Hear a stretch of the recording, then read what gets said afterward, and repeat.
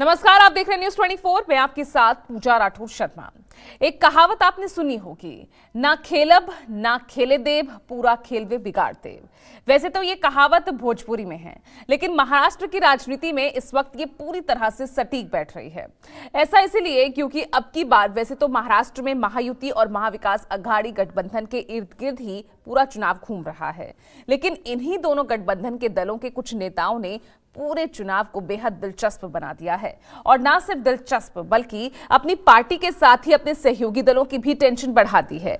दोनों गठबंधन में शामिल सभी 6 मुख्य पार्टियों के 50 ऐसे नेता हैं जो इस वक्त इसी फॉर्मूले पर चुनाव लड़ रहे हैं कि ना जीतेंगे ना जीतने देंगे, जिसमें सबसे ज्यादा महायुति में बीजेपी के हैं। ये रिपोर्ट देखिए।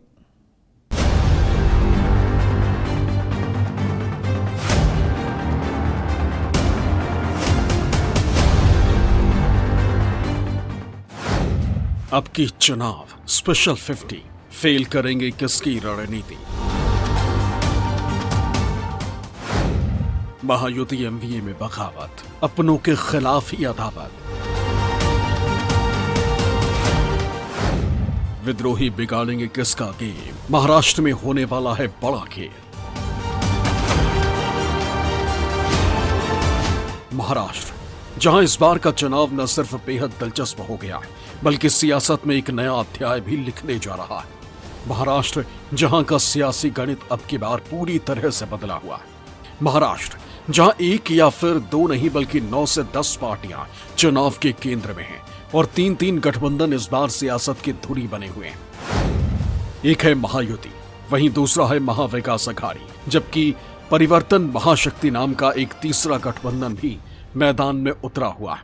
महायुति जो इस वक्त सत्ता में है, जिसमें बीजेपी एकनाथ शिंदे की शिवसेना और अजित पवार की एनसीपी शामिल है, वहीं विपक्षी महाविकास अघाड़ी की अगुवाई कांग्रेस कर रही है। साथ में उद्धव ठाकरे की शिवसेना यूबीटी और शरद पवार की एनसीपी भी साझेदार है, जबकि राजू शेट्टी के स्वाभिमानी पक्ष, बच्चू कडू की प्रहार जनशक्ति पार्टी और छत्रपति संभाजी राजे की स्वराज पक्ष मिलकर तीसरे मोर्चे के तहत अब की बार के चुनाव में अपना दम दिखा रही है।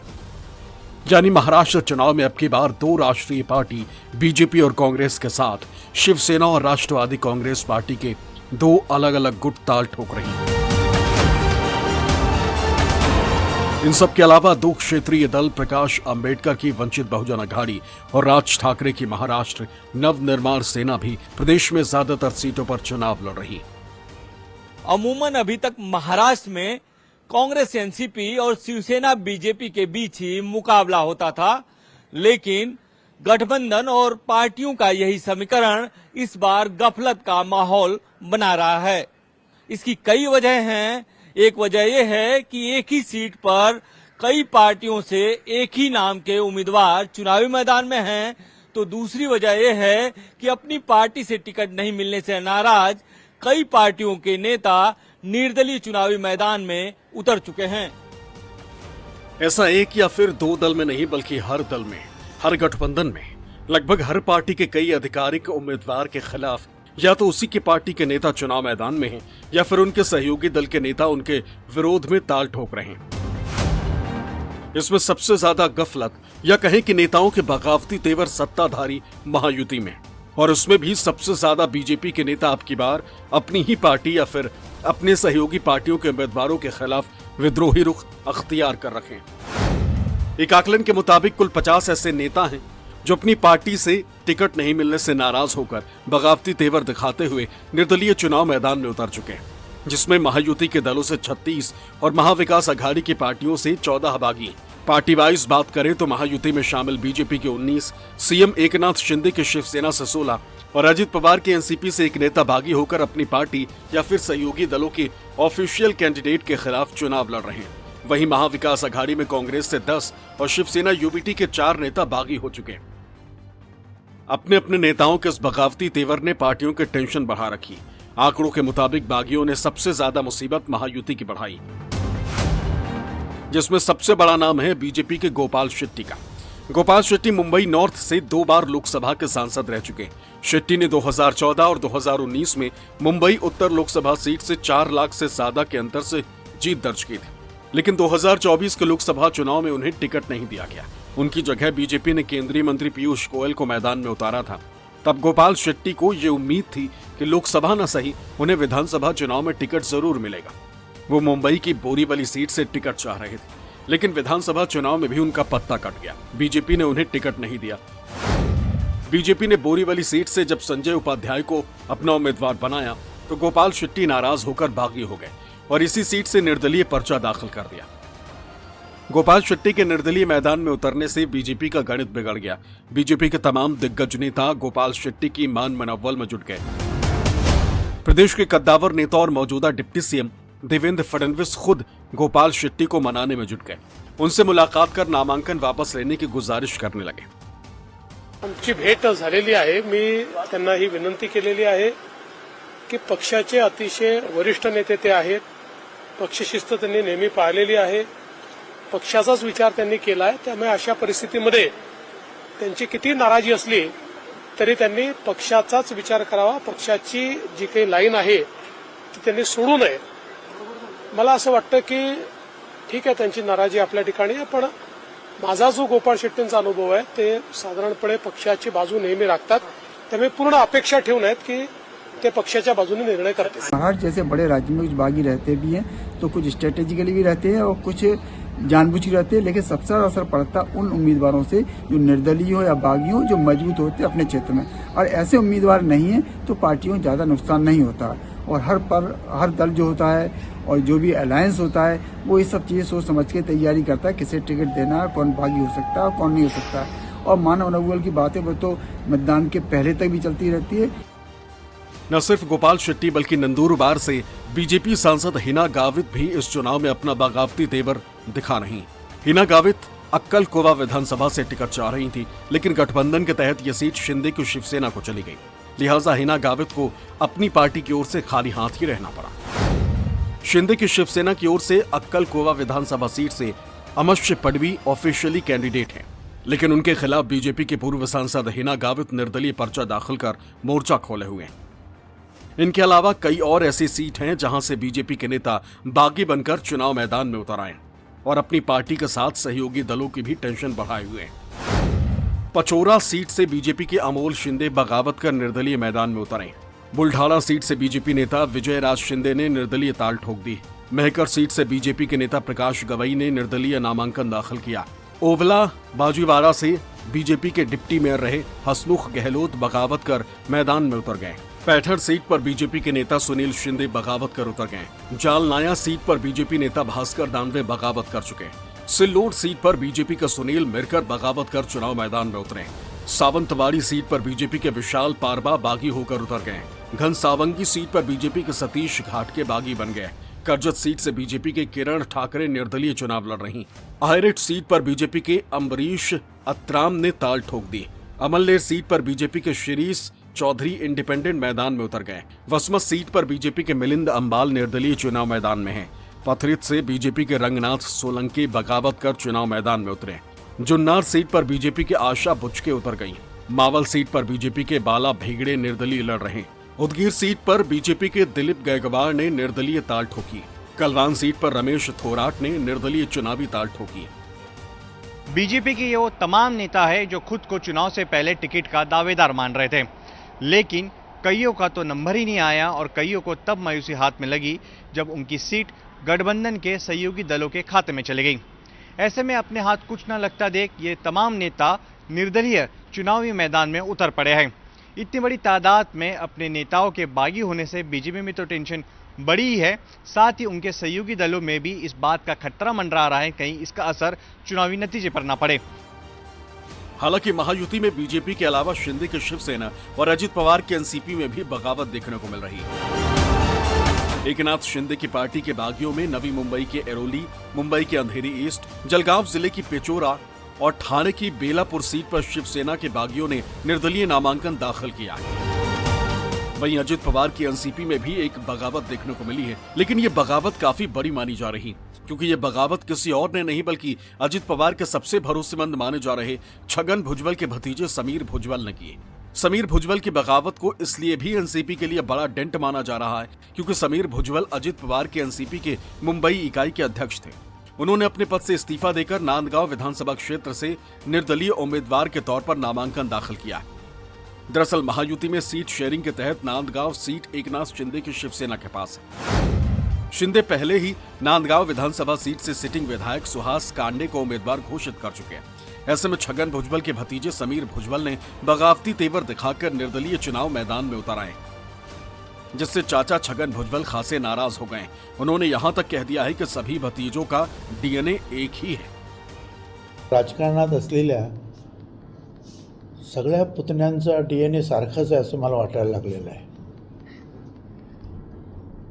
काय शरद पवारांचा पुतण्या, अजितदादांचा पुतण्या, पूर्वी मुंडे साहेबांचा पुतण्या, बाळासाहेब ठाकरेंचे पुतणे, अशा अनेक पुतणे कंपनी ज्या आहेत काय हे सगळे काकांचं काय ऐकतातच असं वाटत नाही। म्हणून म्हटलं सगळ्या राजकारणातील सगळे पुतणे जे आहे त्यांचा एक वेगळाच डीएनए आहे असं वाटायला लागलंय मला। एक आंकड़े के मुताबिक शिंदे की शिवसेना के उम्मीदवारों के खिलाफ जहां बीजेपी के 9 बागी नेता निर्दलीय ताल ठोक रहे हैं, तो वहीं बीजेपी उम्मीदवारों के खिलाफ शिंदे की शिवसेना की ओर से 9 बागी नेता मैदान में। इसके अलावा एनसीपी उम्मीदवारों के खिलाफ बीजेपी के 9 बागी चुनाव लड़ रहे हैं, तो वहीं शिंदे की शिवसेना की ओर से भी 7 बागी अजित पवार के एनसीपी के उम्मीदवारों के खिलाफ मोर्चा खोल रखा है, जबकि अजित पवार के एनसीपी का एक बागी शिंदे की शिवसेना के खिलाफ चुनाव लड़ रहा है। कुल मिलाकर देखें तो महायुति के दलों में कई सीटों पर बागियों ने अपने गठबंधन का समीकरण बिगाड़ दिया है। हालांकि महायुति में शामिल तीनों दलों के शीर्ष नेताओं की माने तो सभी बागियों को समय रहते मना लिया जाएगा, कहीं कोई दिक्कत नहीं आएगी। महायुति में देखिए ये चुनाव जब होते हैं तो हर पार्टी के कार्यकर्ता को लगता है कि उम्मीदवारी मिलनी चाहिए। ये कोई गलत बात नहीं है, गैर बात नहीं है। कार्यकर्ता काम करता है, जरूर उसको लगता है, लेकिन जब हमारी पार्टी महायुति निर्णय लेती है तब हमारे कार्यकर्ता कोई भी बगावत नहीं करता है और वो सहयोग करता है। इसलिए महायुति में कोई अनबन नहीं है जो 2-4 जगह पर आगे पीछे वो भी सलट जाएगा। महायुति पूरी मजबूती से ये चुनाव को सामने जा रही है, काम के बलबूते पर। 2 साल का काम हमारा, 2.25 साल का, 2.5 साल का उनका। चलो रिपोर्ट कार्ड देने वाली हमारी सरकार है, रिपोर्ट कार्ड देने वाला भी हिम्मतबाज होता है, हिम्मत लगती है, काम किया होना चाहिए तब रिपोर्ट कार्ड बनता है। मैं कहता हूँ दावे के साथ उन्होंने कहना चाहिए 2.5 साल में हमने ये काम किया, हम कहते हैं 2-2.25 साल में हमने ये काम किया। नाही, खरं आहे की सगळ्याच पक्षांमध्ये बंडखोरांचं प्रमाण मोठं आहे।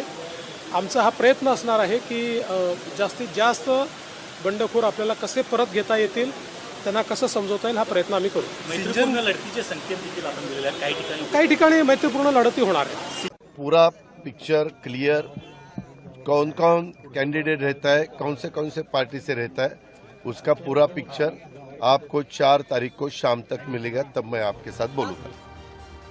महायुति के तीनों नेता भले ही ये कह रहे हों कि समय से पहले सभी को मना लिया जाएगा, लेकिन जिस तरह से इतनी बड़ी संख्या में महायुति यानी एनडीए के दलों में बगावत देखने को मिल रही है, ये अपने आप में बड़ा मुद्दा जरूर है। अमूमन किसी भी राज्य में एनडीए में इतने बागी नहीं होते जितना महाराष्ट्र में इस बार बागी हुए हैं। लगभग 3 दर्जन से थोड़े से कम उम्मीदवार ऐसे हैं महाराष्ट्र में जो कि अपने ही उम्मीदवारों के खिलाफ यानी कि एनडीए उम्मीदवारों के खिलाफ बागी हुए हैं। ऐसे में सवाल ये उठता है कि चूंकि इस बार 3 पार्टियां एक साथ मिलकर चुनाव लड़ रही हैं और तीनों के बीच सीटों का डिस्ट्रीब्यूशन हुआ है, चुनाव के पहले तो सब कुछ अच्छा दिखता है, लेकिन चुनाव बाद अपनी ताकत का भी अंदाजा या अपनी ताकत बढ़ाने का भी प्रयास चुनाव के दौरान ही होता है, ताकि चुनाव बाद गठबंधन में आपकी स्थिति बेहतर रहे।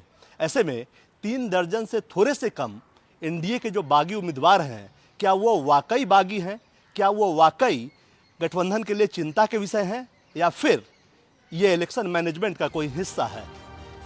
ये सवाल इसलिए भी क्योंकि कई जगहों पर ऐसे नेता बागी बनकर निर्दलीय चुनाव लड़ रहे हैं जो अपने पार्टी आला कमान के काफी करीबी और विश्वास पात्र माने जाते हैं।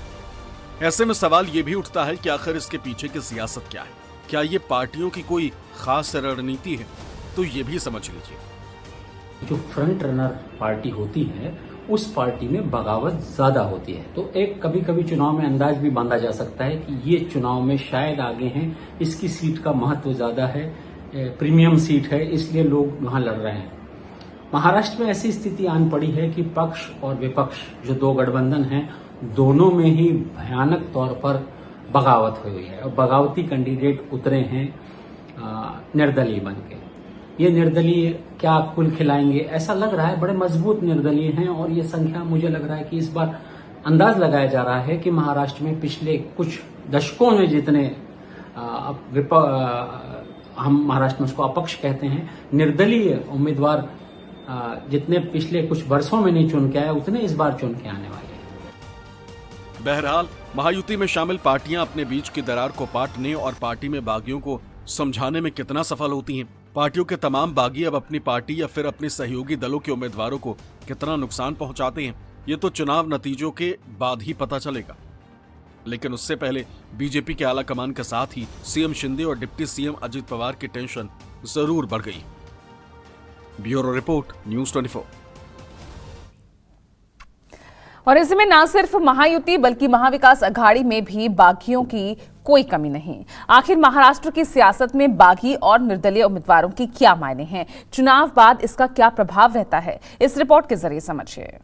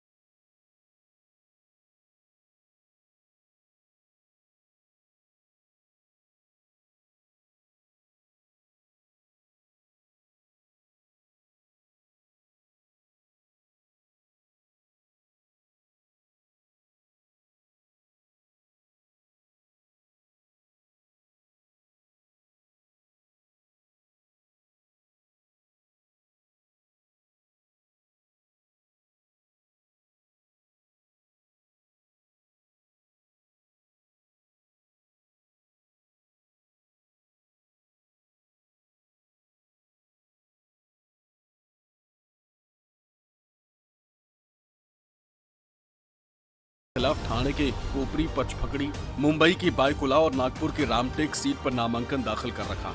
वहीं उद्धव ठाकरे के शिवसेना यूबीटी के बागियों ने मुंबई उपनगर की मानखुर्द शिवाजी नगर सीट पर नामांकन किया। कुछ और सीटों पर एनसीपी शरद पवार पार्टी के बागी उद्धव ठाकरे के शिवसेना यूबीटी और कांग्रेस के खिलाफ नामांकन कर चुके हैं। दरअसल वसंतराव नाइक के परपोते जयति नाइक ने राष्ट्रवादी शरद पवार गुट से टिकट मांगा। हालांकि नाइक, जिन्हें पुसाद सीट से टिकट नहीं मिला, तो उन्होंने करंजा निर्वाचन क्षेत्र से निर्दलीय अपना नामांकन दाखिल किया। कुल मिलाकर देखा जाए तो महाविकास अघाड़ी में भी बागियों की कमी नहीं है। हालांकि गठबंधन में शामिल पार्टियों के नेताओं की माने तो समय रहते बागियों को मना लिया जाएगा। हमारा मीटिंग हुआ था तीनों पार्टी का, और जितना बागी हैं उन लोगों से बात कर रहे हैं। बहुत सारे लोग विड्रॉ करें। सारे प्रदेश को खत्म करने वाले सरकार को निकालना है, भ्रष्ट सरकार, इसको निकाल करके एक स्वच्छ सरकार बनाना है। बात सही है कि महाराष्ट्र के जो विधानसभा के चुनाव हो रहे हैं उसमें बहुत सारी सीटों पर बागी खड़े हैं, लेकिन सबसे ज़्यादा बागी और सबसे ज़्यादा सिर फुटौल और मतभेद ये महायुति वालों के पक्ष में है। वहाँ पर एक एक जगह से 2-2, 3-3 बागी खड़े हैं। हमारे महाविकास अघाड़ी में 7-8 सीटों पर ज़रूर बागी खड़े हैं। 1-2 दिन का समय अभी बचा है पर्चा वापस लेने में। हमें पूरी उम्मीद है कि हम पर्चा वापस उनसे करा लेंगे, मना लेंगे, क्योंकि महाविकास अघाड़ी की जब सरकार बनने ही वाली है तो जिन बागियों को अगर टिकट हम नहीं दे पाए, हम कोशिश करेंगे कि उनको किसी न किसी दूसरे सरकारी व्यवस्था में हम साथ में ले लें, उनका सहभाग करवा लें। तो ये तो हम कर लेंगे, लेकिन जिस प्रकार महायुति में नवाब मलिक की सीट हो, चाहे सदा सरवणकर की सीट हो और चाहे गोपाल शेट्टी वाली सीट हो, बहुत जगह उनके यहाँ विवाद है। अब वो विवाद बहुत बढ़ता जा रहा है क्योंकि उनके यहाँ 30-40 सीटों पर बागी खड़े हैं।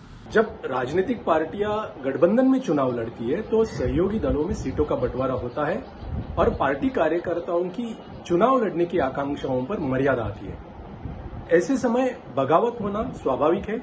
ऐसी बगावत महाविकास आघाड़ी में बहुत ही कम जगहों पर हुई है, लेकिन महाविकास आघाड़ी के वरिष्ठ नेता उन सभी बागियों से बातचीत कर रहे हैं और महाविकास आघाड़ी की विचारधारा और राज्य के व्यापक हित में सत्ता परिवर्तन की जरूरत को ध्यान में रखते हुए सभी बागी अपना नामांकन 4 तारीख से पहले वापस लेंगे, यह हमें पूरा विश्वास है। अब जरा ये भी जान लीजिए कि अगर महायुति या फिर महाविकास अघाड़ी के दलों के जिन नेताओं ने बागी तेवर दिखाया है वो नहीं माने तो क्या होगा। बताया जा रहा है कि जिस तरह से इस बार बागियों की संख्या दिख रही है, अगर वो जीतते हैं तो 1995 विधानसभा चुनाव की कहानी दोहराई जा सकती है। दरअसल 1995 में मुख्य मुकाबला कांग्रेस और भारतीय जनता पार्टी और शिवसेना गठबंधन के बीच था। उस चुनाव में कुल 3196 निर्दलीय उम्मीदवार शामिल हुए थे। उनमें से 45 निर्दलीय नेता विधायक चुनकर विधानसभा पहुंचे थे। इसी वजह से जब भी बागी निर्दलियों की बात आती है तो महाराष्ट्र में हुए 1995 के विधानसभा चुनाव का जिक्र जरूर होता है। इनमें से अधिकतर निर्दलीय कांग्रेस पार्टी के बागी थे। 1995 से पहले 1990 के चुनाव में भी 13 बागी चुनाव जीतने में कामयाब हुए थे। 1995 में सबसे ज्यादा बागियों के विधायक बनने के पीछे की वजह बताई जा रही है कि 1990 में जब कांग्रेस की सरकार आई और शरद पवार मुख्यमंत्री बने तो उस समय कहा गया कि शरद पवार ने जानबूझकर बागियों को चुना ताकि ये निर्दलीय उनका समर्थन करें। इसके बाद शिवसेना बीजेपी गठबंधन की सरकार पहली बार 1995 में बनी और उसने भी बागियों को बढ़ावा दिया। इस चुनाव में 286 सीटों पर चुनाव लड़ने वाली कांग्रेस को तगड़ा झटका लगा था। 61 सीटें गंवाने के साथ कांग्रेस को केवल 80 सीटें मिली। वहीं दूसरी तरफ शिवसेना बीजेपी गठबंधन ने अच्छा प्रदर्शन किया था। शिवसेना ने 169 में से 73 सीटें जीती थी, जबकि बीजेपी ने 116 में से 65 सीटें जीती थी। दोनों पार्टियों की सीट बढ़ी। शिवसेना की 21 और बीजेपी की 23 सीटें बढ़ी थी। 45 निर्वाचित निर्दलियों में से 14 की मदद से राज्य में पहली बार गैर कांग्रेस गठबंधन की सरकार बनी थी। यही वजह है कि हर चुनाव में बागी उम्मीदवारों के हौसले इसलिए भी बुलंद रहते हैं क्योंकि वो जानते हैं कि चुनाव के नतीजे बदल सकते हैं या फिर महाविकास अघाड़ी और महायुति को बहुमत हासिल करने से रोक सकते हैं। रिकॉर्ड रहा है महाराष्ट्र में 1995 में 42 निर्दलीय चुन करके आए थे और सरकार शिवसेना बीजेपी की पहली बार इन्हीं निर्दलियों की बदौलत बनी थी। उसके पहले जो 91 वाली सरकार थी कांग्रेस की, वो भी 11 निर्दलियों की बदौलत चली थी बरसों तक। तो ये महाराष्ट्र का कोई खेल नया नहीं है कि निर्दलीय चुन के आते हैं महाराष्ट्र में। लेकिन इस बार जो निर्दलीय लड़ रहे हैं वो अभी से ही बड़े मजबूत स्थिति को नजर आ रहे हैं। कुछ निर्दलीय, ये दोनों तरफ की पार्टियां निर्दलियों को हटाने में लगी हुई हैं। आज एक प्रबल निर्दलीय पूर्व सांसद बंबई में गोपाल शेट्टी, इनको बीजेपी बनाने में कामयाब रही। वो बोरीवली सीट लड़ना चाहते थे जिसमें वो बहुत पहले थे, 3 टर्म एमएलए रह चुके थे वहां और 2 बार से बाद में सांसद बने। उनको सांसद का टिकट नहीं दिया पर वो पार्टी में उनको बनाने में सफल रही। अब ऐसे में देखना दिलचस्प होगा कि अब की बार महाराष्ट्र में महायुति और महाविकास अघाड़ी में शामिल दलों के बागी किसका खेल बिगाड़ते हैं और चुनाव बाद इनकी क्या भूमिका रहती है। Bureau report, news 24।